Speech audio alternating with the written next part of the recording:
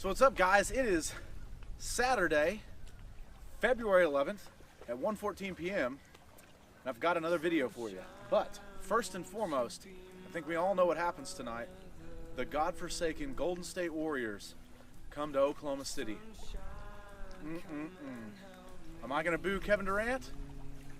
If I was there, I don't know. Probably. Okay? That's a bummer. Okay? Hopefully we lay the smack down on them. If we don't, oh well, we've got the more loyal team anyway. So, but regardless, it's going to be an excellent night.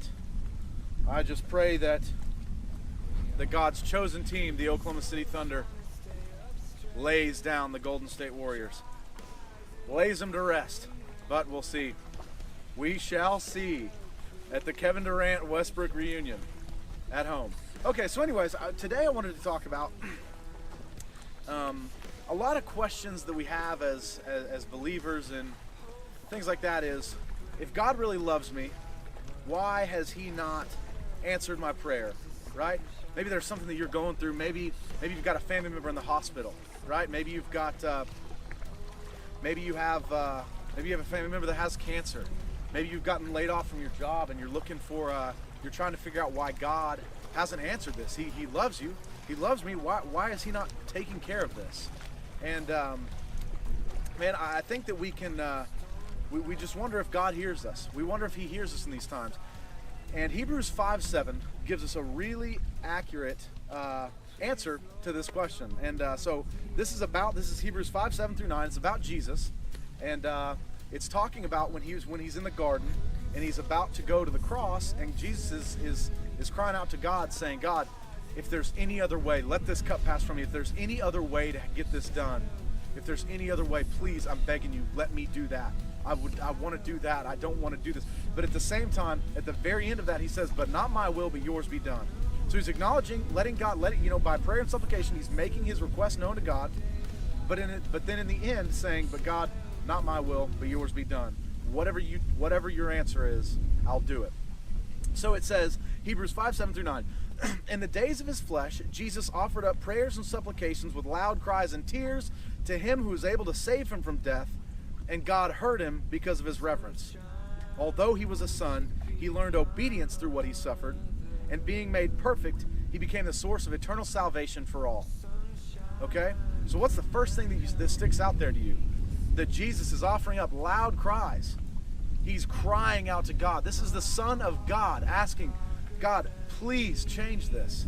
And yet, Jesus still goes on to the cross. He still dies. And it's only in hindsight that we can look back and realize that what God was doing was sovereign there. Because all around it's thinking, this is chaos. This is absolute chaos. Our Savior is going to the cross to die for someone. What? Maybe you feel the exact same way. Maybe you feel the exact same way. What? My friend is dying. My mom is dying. What is the deal, God? Why is this the path that you've chosen for me? God, I'm asking you for anything else. If there's any other way, please let me do it.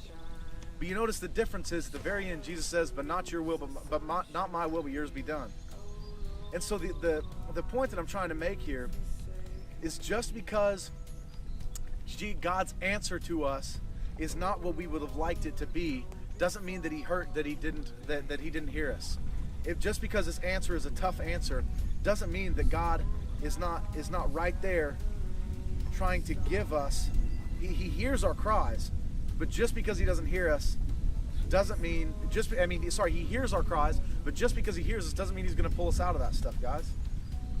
That there are some things that we just have to go through. They're no fault of our own. Now, we do have to make the difference between suffering that we've caused on ourselves and suffering that God is allowing us to endure.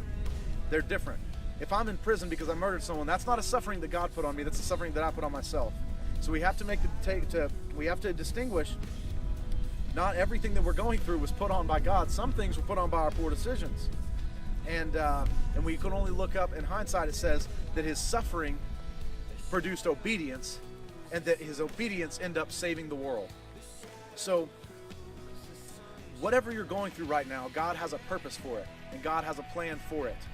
It may not have been God's plan that you got in this situation, but in that situation, Romans 8:28, this says, we know that all things work together for the good of those who love him and are called according to his purpose. Not good. God doesn't turn bad things into good. He turns bad things into your good, for the good of you. So in everything that happens, we can always know that God is working in us. It's producing something. The suffering is not meaningless. All of this tough stuff is not meaningless. It's doing something. But of course you can't see what it's doing. We can only see what was happening with Jesus now. 2,000 years later, we only know what was going on. And Jesus' obedience ended up saving the world. And imagine if Jesus would have said, man, I can't do this. God, you don't hear me. You're not listening. I'm done with this. Imagine if that would have been the result. And the same thing can be said of you. God may be using this thing for some massive purpose in his plan, but yet if we decide to shuck it off and say, you know what, God, I'm trying to get out of this. You obviously aren't listening. You don't hear me. You don't love me. Or maybe we know that he loves us, but he's not listening right now. Guys, all of this stuff is working together a good for you. It's doing something. It's working in you an eternal weight of glory, the Bible says. And so when this kind of stuff is happening, don't question whether God hears you. He hears you always. But just because he hears you doesn't mean it's time to pull you out. The things that you're going through now have a purpose. The things that you're going through now are building in you the character traits and the discipline to carry out God's plan that he has for you later. So don't look at all of these terrible situations and decide that God doesn't love you and he doesn't hear you. God hears you, but just because he hears you doesn't mean it's time for you to be pulled out. Thanks a lot, guys. God